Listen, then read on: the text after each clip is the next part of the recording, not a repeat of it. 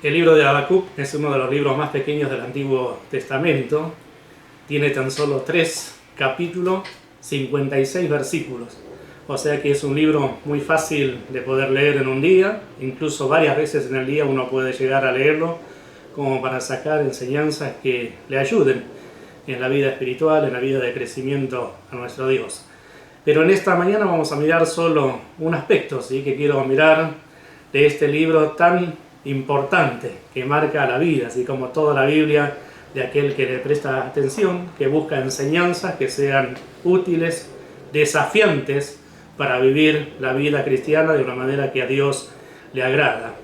Allí en el capítulo 1 de este libro encontramos a Habacuc y su humanidad, un hombre común como todos nosotros, que expone su situación, su queja delante de Dios por todo lo que se avecinaba. Los caldeos a punto de atacar, a punto de invadir, veía la economía caída, algo nefasto podía llegar a ocurrir en la nación donde él estaba, y entonces se queja delante de Dios. Pero en el capítulo 2 vemos como Dios le responde y le aclara el panorama, ¿sí?, todas sus inquietudes que él tenía. Era problema de ellos, se habían olvidado de Dios, se habían alejado del Dios creador, del Dios que lo había rescatado, y vivían de una manera totalmente ajena a la voluntad del Padre. Por eso es muy importante analizar cómo Dios le habla en verdad y en justicia.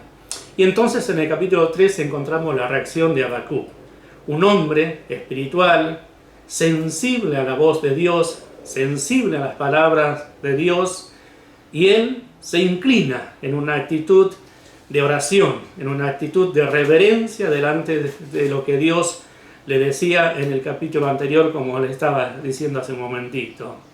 Y hace esta conocida oración. Nosotros la conocemos más que nada por el versículo 17, cuando dice así este libro, capítulo 3, versículo 17.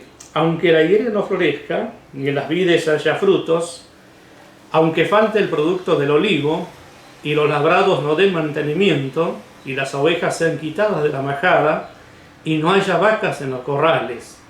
Versículo número 18 dice lo siguiente, quiero que prestemos atención a esto. Con todo, yo me alegraré en Jehová, y me gozaré en el Dios de mi salvación.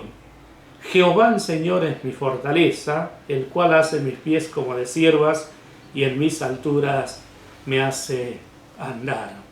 De esta manera, él se entrega a Dios cuando reflexiona, cuando entiende los propósitos de Dios, que el culpable de la situación que ellos estaban atravesando no era el Dios creador, era ese Dios que siempre estaba, sino que ellos se habían alejado de él, estaban muy lejos de su voluntad de hacer lo que a Dios le agrada. Por lo tanto, sus corazones estaban en cuestiones que tenían que ver con lo material, con lo de esta tierra, y se habían inclinado incluso hasta la idolatría. Pero veamos algunos aspectos de este versículo que yo les decía, versículo número 18. Dice así Habacuc: con todo, aunque todo lo demás escasee, falte, como lo leímos hace un momentito allí del versículo 17, aunque me falte todo eso, yo me alegraré en Jehová. Él había aprendido a contentarse en Dios. Veía esto ahora de una manera distinta. Y nosotros, cuando pensamos en la alegría, lo que nosotros queremos disfrutar, vivir, tener ese ánimo de un buen pasar, siempre lo relacionamos con el bienestar económico, con la prosperidad que podemos tener en nuestras vidas. Jeremías dice: con todo, aunque haya escasez, aunque haya dificultades, aunque haya situaciones adversas, yo me alegraré en Jehová, porque entendía que Dios es mucho más que eso. Su comunión con Dios va mucho más allá de esas situaciones que a él le podían llegar a faltar, haber escasez o cuantas cosas como decíamos recién. Ahora, qué importante es esto para nosotros, ¿sí? Siempre cuando miramos nuestra vida, nuestra familia, nuestro hogar, alrededor nuestro, pensamos que nos faltan cosas y a veces nos desanimamos, nos desalentamos y quizás nos quejamos. Pero cuántas cosas buenas tenemos en Dios. Tenemos su presencia, tenemos su palabra, tenemos la iglesia, tenemos para disfrutar un montón, tenemos la posibilidad de servirle, un servicio para hacer para lo demás en nombre de Él, de esta manera buscando honrarle a Él por todo el bien que ha traído a nuestras vidas. Pero además de decir Habacuc, con todo yo me alegraré en Jehová, dice, y me gozaré en el Dios de mi salvación. Él dice, Dios es mi salvación. Los caldeos ya estaban por atacar y ellos no iban a tener piedad. Como en aquellos tiempos, los combates eran crueles. Cuando sitiaban una ciudad o la conquistaban eran demasiado despiadados, no tenían piedad por nadie y, digamos, hacían muchas cosas terribles, horribles, ¿sí? Incluso hacer que sus enemigos pasen hambre, pasen necesidades extremas. Pero él decía, Dios es mi salvación. Y qué bueno es pensarlo nosotros en nuestro presente, en nuestra vida también. Dios es el Dios de nuestra salvación.